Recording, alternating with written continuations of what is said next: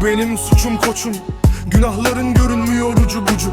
Şeytan bir yandan bana zapt et diyor kendini. Anne neden kimse affetmiyor sen gibi. İnsan bazen iki kelime bekliyor be duvarlardan. Pişman mısın hayatını boka çeviren buharlardan?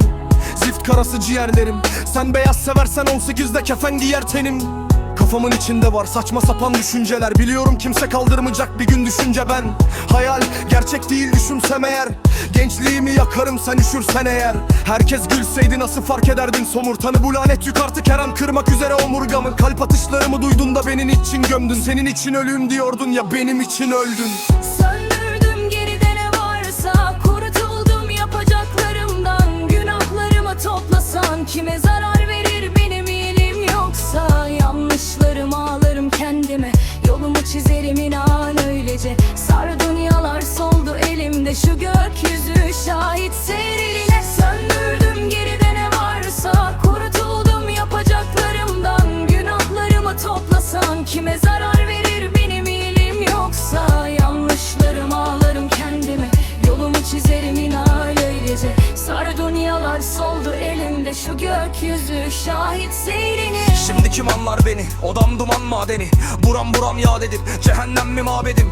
O vurcukça bir daha dedim. Biraderim aleve ver ki viranemi. Kül olsun irademiz.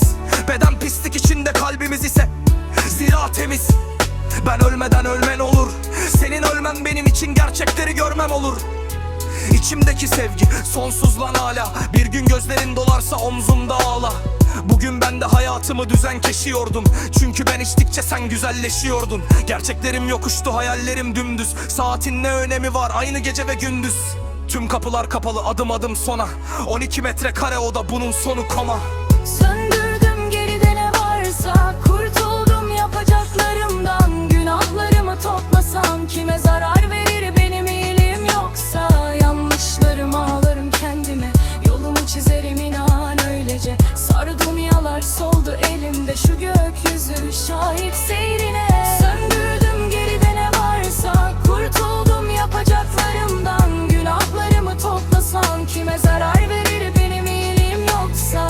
Yanlışlarımı ağlarım kendime, yolumu çizerim inan öylece. Sarı dünyalar soldu elimde, şu gökyüzü şahit seyrine.